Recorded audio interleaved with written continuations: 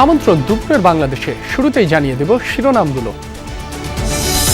বগুড়া সদর সংসদীয় আসনে মনোনয়নপত্র দাখিলকারী জনাব তারেক রহমান এর মনোনয়নপত্রটি পরীক্ষা করলাম। পরীক্ষান্তে মনোনয়নপত্রটি গ্রহণ করলাম। সারা দেশে চলছে মনোনয়নপত্র যাচাই বাছাই। বগুড়া ৬ আসনে তারেক রহমানের প্রার্থিতা বৈধ ঘোষণা। বাতিল হলো আনিসুল ইসলাম মাহমুদ ও তাসনিম জারার আবেদন। নতুন নেতৃত্বের সামনে খালেদা জিয়ার মতো আস্থা ও ভালোবাসা অর্জনের চ্যালেঞ্জ, আপোষহীনতা ও সংগ্রামের পথ অনুসরণের পরামর্শ সাধারণ মানুষের। মায়ের বাপের যদি আদর্শ নিয়ে থাকে তাহলে উনি পারবে। নতুন নেতৃত্বের উপর ডিপেন্ড করবে। যদি তারেক রহমান ক্ষমতায় আসে, আশা করি Tarique Rahman now fully change. কনকনে ঠান্ডায় জুবুথুবু গোটা দেশ। সর্বনিম্ন তাপমাত্রা রাজশাহী, পাবনা ও নওগাঁয় ৯ ডিগ্রি সেলসিয়াস। এ মাসেই ২-৩টি শৈত্যপ্রবাহের পূর্বাভাস আবহাওয়া অফিসের। পর্দা উঠল ঢাকা আন্তর্জাতিক বাণিজ্য মেলার। আছে ই টিকিটিং এর ব্যবস্থা। নিষিদ্ধ করা হয়েছে সব ধরনের পলিথিন ব্যাগের ব্যবহার। মোস্তাফিজুর রহমানকে কলকাতা নাইট রাইডার্স থেকে বাদ দেওয়ার নির্দেশ বিসিসিআইয়ের। কট্টর হিন্দুত্ববাদী সংগঠনের বিরোধিতার মুখে এই সিদ্ধান্ত।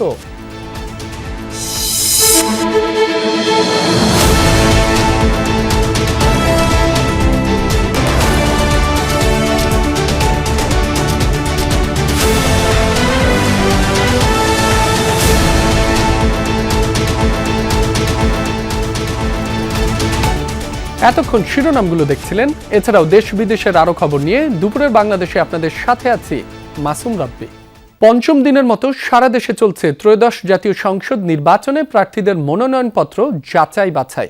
বগুড়া ৬ আসনে বৈধ ঘোষণা করা হয়েছে তারেক রহমানের মনোনয়নপত্র। সকাল থেকে জেলায় জেলায় শুরু হয়েছে এই কার্যক্রম। বগুড়া ৬ আসনে বিএনপির ভারপ্রাপ্ত চেয়ারম্যান তারেক রহমান ও জামায়াত প্রার্থীর মনোনয়নপত্র বৈধ ঘোষণা করা হয়। বাতিল হয় ৩ জনের প্রার্থিতা। এছাড়া বেগম খালেদা জিয়ার মৃত্যুতে বগুড়া ৭ আসনে তার মনোনয়ন কার্যক্রম সমাপ্ত ঘোষণা করা হয়। ঠাকুরগাঁও ১ আসনে মির্জা ফখরুলের মনোনয়ন বৈধ ঘোষণা করা হয়। চট্টগ্রাম ৬ আসনে বৈধ ঘোষণা করা হয় বিএনপি প্রার্থী গিয়াস উদ্দিন কাদের চৌধুরী ও গোলাম আকবর খন্দকারের মনোনয়ন। সাতক্ষীরা ১ আসনে কাগজপত্রের ত্রুটি থাকায় স্থগিত করা হয় বিএনপি ও ইসলামী আন্দোলনের প্রার্থীর মনোনয়নপত্র। তবে তারা প্রত্যেকেই আপিল কার্যক্রমে অংশ নিতে পারবেন। এদিকে ঢাকা ৬ আসনের বিএনপি মনোনীত প্রার্থী ইশরাক হোসেন সহ ৫ জনের মনোনয়ন বৈধ ঘোষণা করেছে ইসি। বাকিরা হলেন বিএনপির নবিউল্লাহ নবী, জামায়াতে ইসলামীর আব্দুল মান্নান এবং এনসিপির এস.এম. শাহরিয়ার। ঢাকা ১৫ আসনের জামায়াতে ইসলামীর প্রার্থী ডাক্তার শফিকুর রহমান এবং বিএনপি প্রার্থী শফিকুল ইসলাম খানের মনোনয়নপত্র বৈধ ঘোষণা করা হয়েছে। ঢাকা ৯ আসনের স্বতন্ত্র প্রার্থী ডাক্তার তাসনিম জারার মনোনয়নপত্র গৃহীত হয়নি। ঢাকা ৯ বিএনপি প্রার্থী হাবিবুর রশিদ হাবিব ও জামায়াতে ইসলামীর প্রার্থী কবির আহমেদের মনোনয়নপত্রও বৈধ ঘোষণা। ঢাকা ৭ আসনে বিএনপির প্রার্থী হামিদুর রহমান হামিদ ও জামায়াতের হাজী মোহাম্মদ এনায়েতুল্লাহর মনোনয়নপত্র বৈধ ঘোষণা। এদিকে ঢাকা ১৩ আসনে বিএনপির প্রার্থী ববি হাজ্জাজ, খেলাফতে মজলিসের প্রার্থী মামুনুল হক সহ ৬ জনের মনোনয়নপত্র বৈধ ঘোষণা। এছাড়া ঢাকা ৮ আসনে এনসিপির প্রার্থী নাসির উদ্দিন পাটোয়ারি ও গণ অধিকার পরিষদের মেঘলা আলমের মনোনয়নপত্র বৈধ ঘোষণা করা হয়েছে। ইসলামের প্রার্থী ছিলেন বা মেজর দুটি পার্টির যদি কথা বলি, এবং সর্বমোট ঢাকা ৬ আসন থেকে সর্বমোট ৫ জন কোয়ালিফাই করেছেন। আমার কোনো ভুল ত্রুটি পায় নাই। আমি যা দাখিল করেছি কোনো গোপনও করিনি, এই জন্য আমাকে বিভাগীয় কমিশন বৈধ ঘোষণা করেছেন। আলহামদুলিল্লাহ, আজকের মনোনয়নপত্র যাচাই বাছাই শেষে আমাদের মনোনয়নপত্র বৈধ ঘোষণা করা হয়েছে। আমি ঢাকা ৯ স্বতন্ত্র প্রার্থী হিসেবে যে মনোনয়ন আবেদনপত্র দিয়েছিলাম সেটা আপাতত গৃহীত হয়নি, কিন্তু আমরা আপিল করব। আপিল করার প্রক্রিয়া আমরা ইতিমধ্যেই শুরু করেছি। এ বিষয়ে রাজশাহীর খবর জানবো সহকর্মী তারেক মাহমুদের কাছ থেকে। তারেক, এখন পর্যন্ত কতজনের মনোনয়নপত্র বৈধ ঘোষণা করা হলো, একটু বিস্তারিত জানাবেন আমাদের। সকাল 10টা থেকে বেলা 1টা পর্যন্ত কিন্তু রাজশাহী যে জেলা প্রশাসক কার্যালয়ে চারটি আসনের মনোনয়ন যাচাই বাছাই সেটি শেষ হয়েছে এবং এই 4টি আসনের মধ্যে মোট 11 জন প্রার্থীর মনোনয়ন সেটি বাতিল করা হয়েছে। সকাল 10টার দিকে আমি যেমনটি দেখতে পেয়েছি যে রাজশাহীর 2টি যে সংসদীয় আসনের মনোনয়ন যাচাইপত্র সেটি শুরু হয় এবং যাচাই বাছাই শেষে বৈধ এবং অবৈধ তালিকার সেটি প্রকাশ করা হয় এবং রাজশাহী 1 আসন তানোর গোদাগাড়ি এবং রাজশাহী 2 আসনে মোট 9 জনের মনোনয়নপত্র সেটি বৈধ করা হয়েছে এবং বিভিন্ন অসঙ্গতি এবং ত্রুটির কারণে রাজশাহী এই বিএনপির বিদ্রোহী প্রার্থী সহ 6 জনের প্রার্থী মনোনয়ন কিন্তু বাতিল করা হয় এবং এই সকাল থেকে যাচাই বাছাই শেষে এই তথ্য নিশ্চিত করেছেন রাজশাহী জেলা প্রশাসক এবং রিটার্নিং কর্মকর্তা আফিয়া আক্তার এবং আমরা প্রথম অবস্থাতে যেমনটি দেখেছিলাম রাজশাহী 1 আসনের এই আসনে 3 জনের মনোনয়ন বাতিল এবং 3 জনের মনোনয়ন বৈধ করা হয়েছিল এবং বাতিল এবং অবৈধ প্রার্থীরা তাদের মধ্যে আল সাদ তিনি স্বতন্ত্র ছিলেন এবং তার একাংশে ভোটারের স্বাক্ষর সংক্রান্ত তথ্যের গরমিল ছিল এবং সুলতানুল ইসলাম তারেক এবং রাজশাহী 2 আসনে আমরা যেমনটি দেখতে পেয়েছিলাম যে 3 জনের মনোনয়নপত্র বাতিল করা হয়েছে এবং 6 জনের প্রার্থীর মনোনয়ন সেটি বৈধ করা হয়েছিল। এর মধ্যে শাহাবুদ্দিন বাচ্চু তিনি স্বতন্ত্র প্রার্থী ছিলেন, তার মনোনয়নটি বাতিল করা হয়েছে এবং আমরা তারপরে যেমনটি দেখেছিলাম যে এই ভোটারের সাক্ষ্য গরমিল থাকে এবং আয়কর রিটার্নের বকেয়ার কারণে তার যে মনোনয়নটি সেটি বাতিল করা হয়। এ বাদেও ওহিদুজ্জামান এলডিপি তিনি কৃষি ব্যাংক এবং ন্যাশনাল ব্যাংকে ঋণ খেলাপির বিষয়টি উল্লেখ করা হয়েছিল এবং সালেহ হাসান আহমেদ তিনি স্বতন্ত্র প্রার্থী ছিলেন। এ বাদে বৈধ প্রার্থীদের মধ্যে এই বিএনপির মনোনীত প্রার্থী রাজশাহী সদর আসনের মিজানুর রহমান মিনু এবং জামাত ইসলামের প্রার্থী মোহাম্মদ জাহাঙ্গীর আলম তাদের মনোনয়নটি সেটি বৈধ করা হয়েছে। এবাদে আমরা যেমনটি দেখেছিলাম যে এর পরে রাজশাহী 3 আসনের বৈধ ঘোষণা করা হয়েছিল বিএনপির প্রার্থী অ্যাডভোকেট শফিকুল ইসলাম মিলন, জামাতের প্রার্থী আবুল কালাম আজাদ এবং এখন পর্যন্ত তারা চ্যালেঞ্জ করতে চাইলে 5 থেকে 9 জানুয়ারি কমিশন বরাবর আপিল করতে পারবেন এবং বাতিল হওয়া প্রার্থীরা এবং সেক্ষেত্রে মূল কপিসহ 7 সেট নথি জমা দিতে হবে এবং আমি যতটুকু দেখতে পাচ্ছি যে বেলা 2টা থেকে বেলা 3টা পর্যন্ত কিন্তু রাজশাহী 5 এবং 6 আসনের মনোনয়নটি সেটিও কিন্তু যাচাই বাছাই চলবে। তারেক আপনাকে ধন্যবাদ। ত্রয়োদশ জাতীয় সংসদ নির্বাচন সামনে রেখে হলফনামা জমা দিয়েছেন প্রার্থীরা। উঠে এসেছে সম্পদ ও আয়ের চিত্র।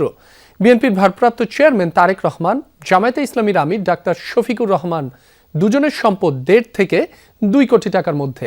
এনসিপির আহ্বায়ক নাহিদ ইসলামের সম্পদ দেখানো হয়েছে প্রায় 33,80,000 টাকা। তারেক রহমানের সম্পদ মূলত ব্যাংক ও আর্থিক খাতে, জমি ও স্থাবর সম্পদ বেশি ডাক্তার শফিকুর রহমানের। নাহিদ ইসলামের সম্পদ মূলত আয় এবং ব্যাংক ও আর্থিক খাতে। প্রার্থীদের বার্ষিক আয়, সম্পদ ও ব্যয়ের হিসেব জানতে চান জনসাধারণ। মনোনয়নপত্র জমার সময় হলফনামায় প্রার্থীকে 10 ধরনের তথ্য দিতে হয়। নির্বাচনী বিধান মেনে প্রার্থীদের হলফনামা ওয়েবসাইটে প্রকাশ করেছে নির্বাচন কমিশন। বিএনপির ভারপ্রাপ্ত চেয়ারম্যান তারেক রহমান বগুড়া 6 ও ঢাকা 17 আসনে প্রার্থী হয়েছেন। হলফনামায় পেশায় রাজনীতিবিদ। 2025-26 করবর্ষে আয়কর রিটার্নে দেখানো আয়ের পরিমাণ 6,76,353 টাকা। 1,97,00,000 টাকার সম্পদ রয়েছে তার। স্ত্রী ডাক্তার জুবাইদা রহমান বছরে আয় দেখিয়েছেন প্রায় 35,61,000 টাকা। কর দিয়েছেন প্রায় 5,58,000 টাকা। ঢাকা 15 আসন থেকে নির্বাচন করছেন জামায়াতে ইসলামীর আমির ডাক্তার শফিকুর রহমান। পেশায় চিকিৎসক। মোট সম্পদের পরিমাণ প্রায় 1.5 কোটি টাকা। বাৎসরিক আয় 3,60,000 টাকা। ঢাকা 11 আসনে প্রার্থী এনসিপির আহ্বায়ক নাহিদ ইসলামের হলফনামায় পেশা পরামর্শক। সম্পদের অর্জনকালীন মূল্য দেখিয়েছেন 26 লাখ টাকার বেশি, যদিও যোগ করে পাওয়া যায় 33,80,000 টাকার বেশি। বাৎসরিক আয় দেখিয়েছেন 16 লাখ টাকা। সবশেষ আয়কর রিটার্নে 13,05,158 টাকা আয় দেখিয়েছেন নাহিদ। হলফনামায় স্ত্রীর সম্পদ 15 লাখ টাকা। অস্থাবর সম্পদের ক্ষেত্রে 3 নেতার মধ্যে স্পষ্ট পার্থক্য রয়েছে। তারেক রহমানের অস্থাবর সম্পদের বড় অংশ ব্যাংক জমা, এফডিআর ও শেয়ার ভিত্তিক। তার অস্থাবর সম্পদের পরিমাণ প্রায় 1,93,00,000 টাকা। এর মধ্যে ব্যাংকে জমা ও নগদ রয়েছে প্রায় 31 লাখ টাকা, শেয়ারে 68 লাখ এবং এফডিআর এ রয়েছে 90 লাখ টাকার বেশি। অন্যদিকে শফিকুর রহমানের অস্থাবর সম্পদের পরিমাণ প্রায় 1,02,00,000 টাকা, যেখানে নগদ অর্থ প্রায় 60 লাখ, শেয়ার ও বন্ড প্রায় 27 লাখ এবং ব্যাংকে জমা রয়েছে প্রায় 5 লাখ টাকা। নাহিদ ইসলামের নগদ অর্থ 19,50,000, অলংকার 8.25 লাখ টাকা। তারেক রহমানের নামে রয়েছে 2 একরের বেশি অকৃষি জমি, যার অর্জনকালীন মূল্য প্রায় 3,45,000 টাকা। পাশাপাশি উপহার পাওয়া জমির উল্লেখ থাকলেও তার মূল্য নির্ধারিত হয়নি। বিপরীতে শফিকুর রহমানের স্থাবর সম্পদ তুলনামূলক বেশি। তার রয়েছে 217 শতক কৃষি জমি, 13 শতক অকৃষি জমি এবং একটি ডুপ্লেক্স বাড়ি। সব মিলিয়ে তার স্থাবর সম্পদের মূল্য প্রায় 47 লাখ টাকা। নাহিদ ইসলামের কোনো স্থাবর সম্পদ নেই। হলফনামা অনুযায়ী তারেক রহমান ও শফিকুর রহমান দুজনের নামে কোনো ঋণ নেই। নাহিদের নিজের ঋণ না থাকলেও স্ত্রীর নামে 3.5 লাখ টাকার ঋণ আছে। হলফনামায় মিথ্যা তথ্য বা তথ্য গোপন করলে প্রার্থিতা বা সংসদ সদস্য পদ বাতিল করতে পারে নির্বাচন কমিশন।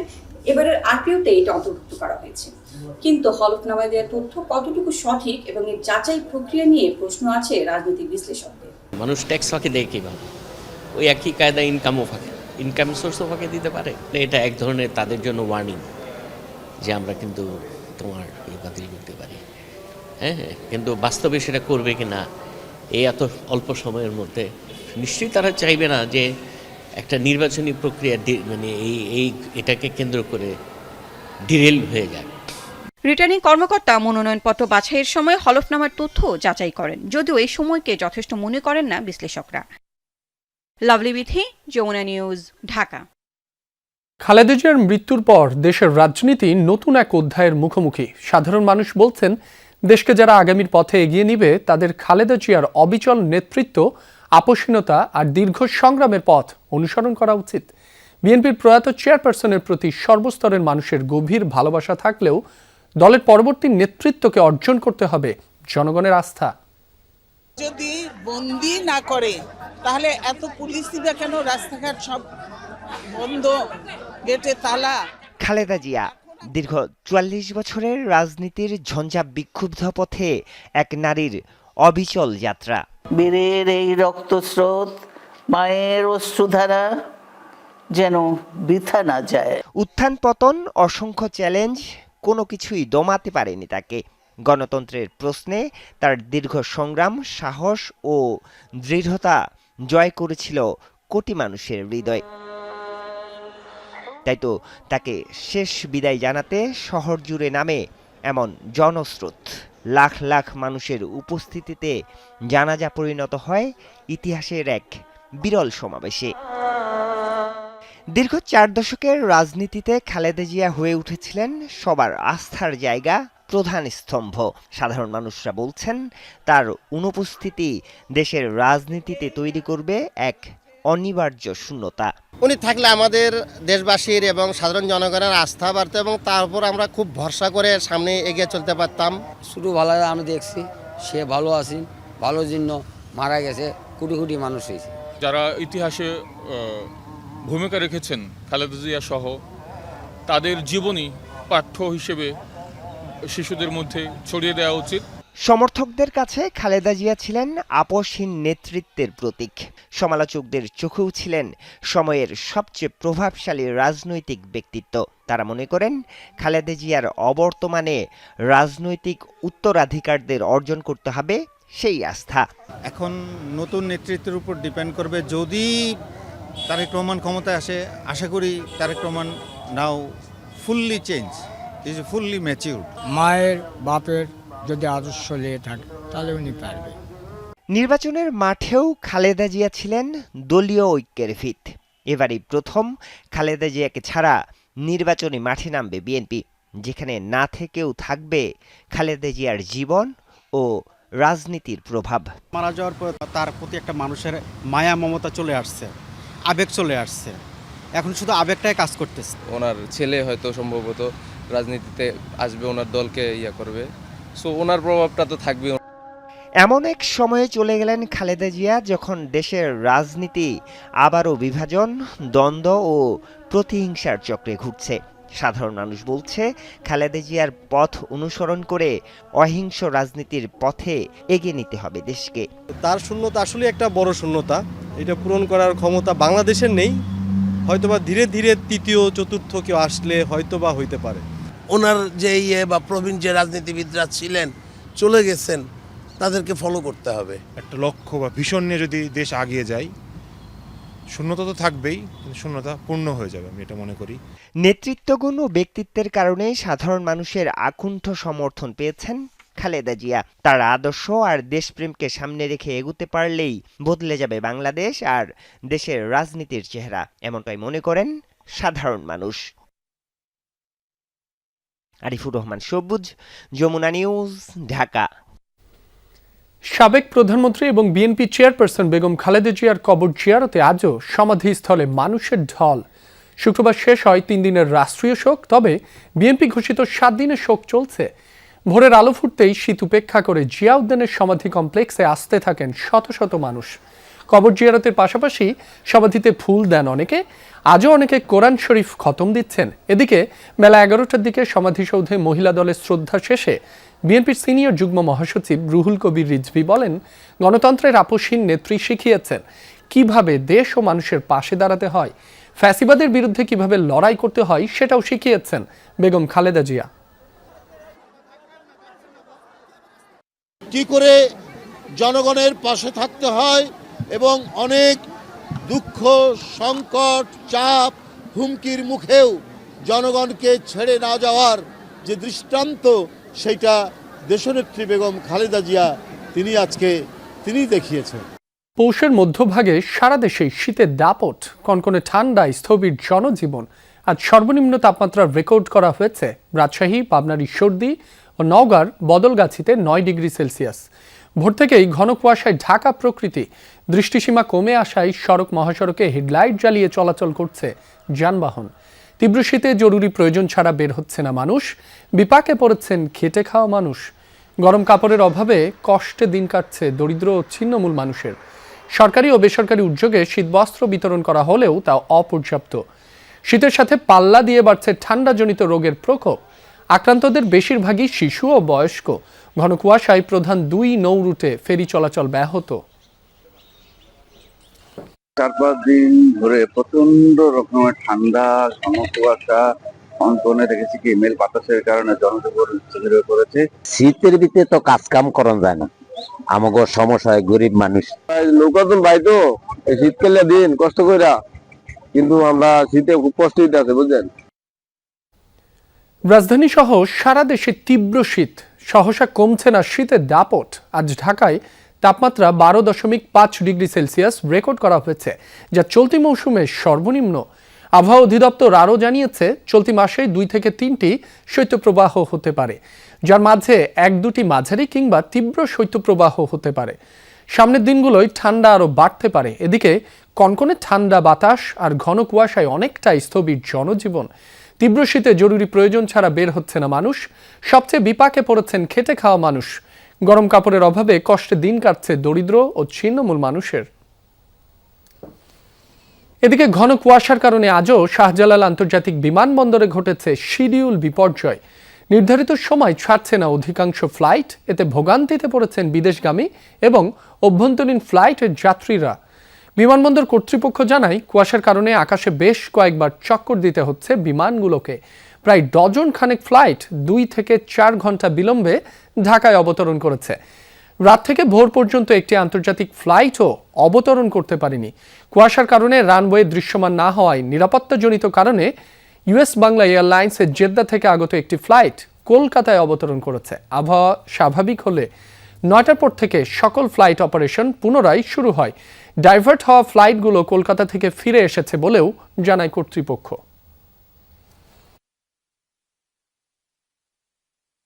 মেইন ফ্যাক্ট হলো বিমান কুয়াশার কারণে ল্যান্ডিং করতে পারতেছে না, এই জন্য লেট হচ্ছে। ফ্লাইট ছিল হচ্ছে রাত 3টায়, সেই ফ্লাইট বাংলাদেশ বিমান আসছে হচ্ছে 6:30টায়। তো ওনার রাত্রে 4টার সময় ফ্লাইট নামার কথা, এখন তো প্রায় 12টা বাজে, একটু আগে ফ্লাইট ল্যান্ড করছে।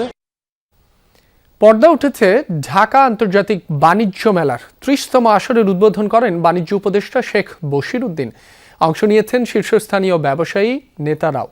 পেপার ও প্যাকেজিং শিল্পকে 2026 সালের বর্ষপণ্য ঘোষণা করা হয়েছে। বাণিজ্য মন্ত্রণালয় এবং ইপিবির যৌথ উদ্যোগে চলবে মাসব্যাপী এই আয়োজন।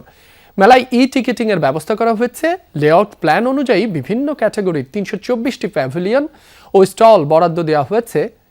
পলিথিন ব্যাগ এবং সিঙ্গেল ইউজ প্লাস্টিক ব্যবহার নিষিদ্ধ করা হয়েছে। এবার বিকল্প হিসেবে হ্রাসকৃত মূল্যে শপিং ব্যাগ সরবরাহ করা হবে। দর্শনার্থীদের যাতায়াতের সুবিধার্থে কুড়িল বিশ্ব রোড, ফার্মগেট, নারায়ণগঞ্জ ও নরসিংদী থেকে প্রতিদিন সকাল 8টা থেকে বাণিজ্য মেলার উদ্দেশ্যে বিআরটিসির 200টির বেশি ডেডিকেটেড শাটল বাস চলবে। ঢাকা আন্তর্জাতিক বাণিজ্য মেলায় আছেন সহকর্মী হুমায়ুন রশিদ। সবশেষ পরিস্থিতি তার কাছ থেকে জানবো। হুমায়ুন, প্রথম দিনে ক্রেতা দর্শনার্থীদের সাড়া কেমন দেখছেন, ভিড় কেমন আমাদের জানাবেন?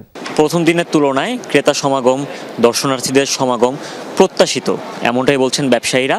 এবং তারা আশা করছেন যত সময় ঘনিয়ে আসবে, যত বেলা গড়াবে, যত আরও দিন যাবে, তত এই ক্রেতা সমাগম বাড়বে। আজকে ঠিক 11:30টার দিকে বাণিজ্য উপদেষ্টা এই 30তম ঢাকা আন্তর্জাতিক বাণিজ্য মেলার উদ্বোধন করেন এবং সেই উদ্বোধনী অনুষ্ঠানে বেশ কিছু গুরুত্বপূর্ণ কথাও উঠে আসে। সেখানে শীর্ষস্থানীয় ব্যবসায়ী সংগঠনের নেতারাও ছিলেন, পাশাপাশি বাণিজ্য সচিব এবং ইপিবির চেয়ারম্যানও ছিলেন। সেখানে উঠে এসেছে যে বাণিজ্য মেলার আসলে আমরা বাণিজ্য মেলাকে কিভাবে দেখতে চাই। এটা কি শুধু পণ্যর যে বিক্রি, পণ্যর যে লেনদেন সেই হিসেবেই দেখতে চাই, নাকি আমাদের রপ্তানি খাতকে বেগবান করবে এরকম একটি প্ল্যাটফর্ম হিসেবেও আমরা বাণিজ্য মেলাকে খুঁজে পাবো। যে প্রত্যাশাটা আজকে ব্যবসায়ী নেতারা জানিয়েছেন যে তারা চান বাণিজ্য মেলায় এমন কিছু পদক্ষেপ নেওয়া হোক যে পদক্ষেপের কারণে আমাদের যে রপ্তানি খাত, রপ্তানি পণ্য আছে, রপ্তানিযোগ্য পণ্য, সেগুলোর প্রচার হোক এবং এই জিনিসগুলোতে নানা ধরনের পদক্ষেপ মন্ত্রণালয় থেকে নেওয়া হোক। এর প্রত্যুত্তরে বাণিজ্য মন্ত্রণালয় থেকে জানানো হয়েছে যে এবারই প্রথম রপ্তানিযোগ্য যে পণ্য রয়েছে, রপ্তানিযোগ্য যে 8টি খাত রয়েছে, সেই 8টি খাতকে বিশেষভাবে প্রদর্শনীর ব্যবস্থা তারা করেছেন। বিনামূল্যে এটি এক্সিবিট করা হবে এবং যোগ্য যে সোর্সিং, বিদেশি যে সোর্সিং রয়েছে তাদের সামনে উত্থাপন করা হবে বাংলাদেশের রপ্তানি খাতের যে সম্ভাবনা রয়েছে সেই বিষয়টি। আমরা বেশ কিছু অংশীজন যারা কিনে অংশগ্রহণ করেছেন তাদের সাথেও কথা বলেছি। তারা যেটি জানাচ্ছেন যে এখন পর্যন্ত এবারের যে আয়োজন, সেই আয়োজনটি বেশ গোছানো এবং তারা আশা করছেন যে নির্বাচনের আগের মাস ঢাকা থেকে কিছুটা দূরে পূর্বাচলে এর আয়োজন করা হচ্ছে। কিন্তু যেহেতু এটি গত 3 বছর ধরে এরকম আয়োজন হয়ে আসছে পূর্বাচলে, তারা আশা করছেন যে সময়ের সাথে সাথে ক্রেতা সমাগম, তারা যে কাঙ্ক্ষিত ক্রেতা আশা করছেন, কাঙ্ক্ষিত যে দর্শনার্থী আশা করছেন, সেই সমাগমটা হবে। এটি এমনটাই তারা জানিয়েছেন এবং তাদের প্রত্যাশা হচ্ছে যে বাণিজ্য মেলা শুধুমাত্র পণ্যের যে লেনদেন, পণ্য যে কেনাকাটা সেখানেই সীমাবদ্ধ থাকবে না, বরং আমাদের রপ্তানি খাতকে এটি আরও বেশি বেগবান করবে। দিন দিন আমরা ওই জায়গাতেই চলে যাব, তাহলে এটি আসলে আন্তর্জাতিক বাণিজ্য মেলা হিসেবে আরও বেশি প্রমাণিত হবে। রাব্বি। হুমায়ুন, আপনাকে ধন্যবাদ। শীতে ভ্রমণ পিপাসুদের আনাগোনা বেড়েছে ভোলার তারুয়া সমুদ্র সৈকতে। প্রতিদিনই দূর দূরান্ত থেকে ছুটে আসছেন পর্যটকরা। সৈকতে সূর্যোদয়, সূর্যাস্ত আর প্রাকৃতিক সৌন্দর্য দেখে মুগ্ধ হচ্ছেন। পর্যটকরা বলছেন যাতায়াত ব্যবস্থা সহ বিভিন্ন দিক উন্নত হলে বাড়বে সমাগম। উত্তাল সমুদ্রের গর্জনে লুকিয়ে থাকে এক নীরব প্রশান্তি। প্রবল বেগে আছড়ে পড়া ঢেউ যেন ধুয়ে নিয়ে যায় সব অবসাদ। পর্যটকদের অন্যতম পছন্দ হয়ে উঠেছে ভোলার তারুয়া সমুদ্র সৈকত। ব্যস্ত জীবনের ক্লান্তি ভাসিয়ে দিতে ভ্রমণ পিপাসুরা ভিড় করছেন এই সৈকতে, আর ফিরে আসছেন একরাশ প্রশান্তি নিয়ে। এখানে আসলে প্রকৃতি অনেক সুন্দর, আসলে কোনো ক্রাউড নেই, পাখির কলকাকলি, আসলে ব্যাপারটা অনেক সুন্দর। আপনার সমুদ্রটা একদম নিরিবিলি। আমরা 2 দিনের সফরে এই তারুয়া দ্বীপে ঘুরতে আসছি। জায়গাটা অনেক সুন্দর, অনেক সুন্দর। মানে সবচেয়ে বেশি সুন্দর কি সবুজটা চোখের জন্য অনেক শান্তি। এরকম বিচ আর ম্যানগ্রোভ একসাথে থাকে, এই টাইপের জায়গা আছে কুয়াকাটাতে, আর আছে এটা। এখন কুয়াকাটা যেহেতু একটু ক্রাউডেড একটা ব্যাপার, তো এখানে আমরা একটু নিরিবিলি থাকতে এসেছি। চরফ্যাশন উপজেলার বঙ্গোপসাগরের মোহনায় গড়ে ওঠা তারুয়া সমুদ্র সৈকতে একই সাথে দেখা মিলবে ম্যানগ্রোভ বন, ঝাউবন, লাল কাঁকড়ার বিচরণের সাথে সূর্যোদয় আর সূর্যাস্ত। যে কোনো পর্যটককে মুগ্ধ করতে যা যথেষ্ট। তবে অঞ্চলটি এখনও পুরোপুরি পর্যটক বান্ধব হয়ে ওঠেনি। রাত্রিযাপনের জন্য ব্যক্তি মালিকানার একটি টিনশেড রিসোর্ট আর অর্ধশত তাঁবু ছাড়া নেই কোনো ব্যবস্থা। যোগাযোগ ব্যবস্থা এবং নিরাপত্তার বিষয়ে প্রশাসনের সুদৃষ্টি চান পর্যটকরা। আসার ব্যবস্থা খুব বেশি বলবো স্যাটিসফ্যাক্টরি না, আসতে অনেকবার চেঞ্জ করতে হয়।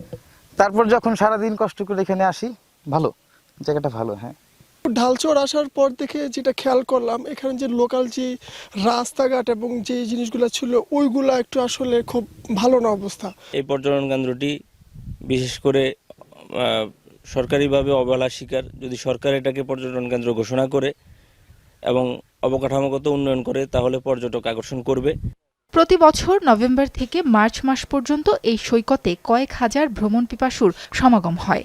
তারুয়া সমুদ্র সৈকত পর্যটক বান্ধব করতে সরকারের পরিকল্পনা রয়েছে বলে জানালেন জেলা প্রশাসক। সম্ভাবনাময় যে সেক্টরগুলি আছে বা যে জায়গাগুলি আছে সেগুলা ইতিমধ্যেই কিছু চিহ্নিত হয়েছে। এর মধ্যে যেগুলি চিহ্নিত হয়নি সেগুলো আমরা চিহ্নিত করে সেখানে পর্যটনের প্রসার ঘটানোর জন্য আমরা উদ্যোগ গ্রহণ করব। ভোলার চরফ্যাশনের তারুয়া সমুদ্র সৈকতে যাওয়ার জন্য প্রতিদিন একটি লঞ্চ ও একটি স্পিড বোট যাতায়াত করে। সাবরিনা লিজা, যমুনা নিউজ। চলতি মাস থেকেই ঝুঁকিভিত্তিক তদারকি ব্যবস্থা চালু করছে বাংলাদেশ ব্যাংক। ব্যাংকিং খাতের দক্ষতা বৃদ্ধি এবং আন্তর্জাতিক মানদণ্ড অনুসরণের জন্য এই উদ্যোগ নেওয়া হয়েছে। এর ফলে ঝুঁকিতে পড়ার আগেই ব্যাংকগুলোকে সতর্ক করা যাবে, যাকে ইতিবাচক হিসেবে দেখছেন বিশ্লেষকরাও। বলছেন এজন্য কর্মকর্তাদের দক্ষতা বাড়ানো দরকার। ব্যাংকিং খাতের অনিয়ম লুটপাটের জন্য দায়ী করা হয় বাংলাদেশ ব্যাংকের দুর্বল তদারকি ব্যবস্থাকে। এ অবস্থায় তদারকি কাঠামোতে বড় ধরনের পরিবর্তন আনতে যাচ্ছে নিয়ন্ত্রক সংস্থা। লেনদেন এবং পরিচালনাগত তদারকি ব্যবস্থা থেকে বেরিয়ে ঝুঁকি বিবেচনায় নেওয়া হবে। এজন্য নতুন বিভাগ গঠন সহ নেওয়া হয়েছে সব প্রস্তুতি। বাংলাদেশ ব্যাংক বলছে এর মাধ্যমে ঋণ, বাজার পরিচালনা, আইনগত এবং কৌশলগত ঝুঁকি মূল্যায়ন করে সতর্ক করা হবে। আরবিএস এর উদ্দেশ্য ঠিক তাই। আগে থেকেই আপনার দুর্বল জায়গাগুলো, আপনার তথ্য উপাত্ত আমি অ্যানালাইসিস করে বলবো যে আপনার এই সেক্টরে আপনার দুর্বলতা দেখা দিচ্ছে, ভবিষ্যতে আপনি বিপদের সম্মুখীন হবেন, এখনই আপনাকে এই ব্যাপারে পদক্ষেপ গ্রহণ করতে হবে। প্রোঅ্যাক্টিভ মেজার নিব রেদার দেন রিঅ্যাক্টিভ। ব্যাংকের দেয়া তথ্যের উপর ভিত্তি করেই ঝুঁকি মূল্যায়ন করবে বাংলাদেশ ব্যাংক। তাই সঠিক তথ্য পাওয়ার বিষয়টি নিশ্চিত করতে হবে। যদিও বাংলাদেশ ব্যাংক বলছে বিষয়টি চ্যালেঞ্জ হলেও পরিবর্তিত পরিস্থিতিতে ভুল তথ্য দেওয়ার ঝুঁকি নেবে না সংশ্লিষ্ট ব্যাংক।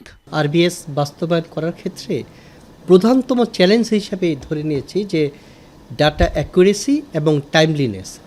বাংলাদেশ ব্যাংকের কাছে অসত্য বা ভুল তথ্য দেওয়ার ক্ষেত্রে শাস্তির বিধান আছে। আমরা আশা করব যে সামনে যে তথ্য উপাত্ত আমাদের কাছে সরবরাহ করা হবে ব্যাংক সমূহ থেকে, সেগুলোর জেনুইনিটি নিশ্চিত করেই ব্যাংক আমাদের কাছে প্রেরণ করবে। চ্যালেঞ্জ যেটা আছে এই চ্যালেঞ্জটা আশা করি আর চ্যালেঞ্জ হিসেবে থাকবে না, এটা আমরা অ্যাডজাস্ট হয়ে যাবে অটো। বিশ্লেষকরা বলছেন ঝুঁকিভিত্তিক তদারকি ব্যবস্থা ব্যাংকিং খাতের জন্য ইতিবাচক, তবে সংশ্লিষ্ট কর্মকর্তাদের দক্ষতা বাড়াতে হবে। আগে আমরা ট্রানজ্যাকশন বেস সুপারভিশন করতাম, এখন প্রত্যেকটা ট্রানজ্যাকশনের রিস্ক কী রিস্ক জড়িত এবং সেটা কীভাবে মিটিগেট করার চেষ্টা করব, ওইভাবে সুপারভিশনটা করতে হবে। সুতরাং রিস্ক বেস সুপারভিশন পৃথিবীর সব দেশেই it is much superior than transaction base supervision. কিন্তু এটা করার জন্য যে নলেজ বেস দরকার, যে প্রত্যেকটা লোককে রিস্ক সম্বন্ধে অবহিত থাকতে হবে, এটা কিন্তু যথেষ্ট ঘাটতি আছে। সেই জন্য রিস্ক বেস সুপারভিশন বা রিস্ক বেস ইন্টারনাল অডিটের জন্য আপনার প্রচুর ট্রেনিংয়ের মাধ্যমে লোকবল তৈরি করতে হবে। প্রতিটি কর্মকর্তার ব্যাংকের ঝুঁকি সম্পর্কে ধারণা থাকা দরকার। এজন্য প্রশিক্ষণের উপর গুরুত্ব দেওয়ার পরামর্শ বিশ্লেষকদের। আলমগীর হোসেন, যমুনা নিউজ, ঢাকা।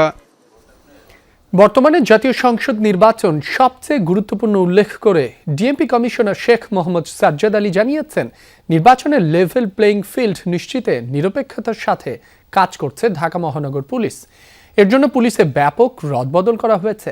দুপুরে সেগুনবাগিচায় বাংলাদেশ ক্রাইম রিপোর্টার্স অ্যাসোসিয়েশন ক্র্যাবের বার্ষিক সাধারণ সভায় এ কথা বলেন তিনি।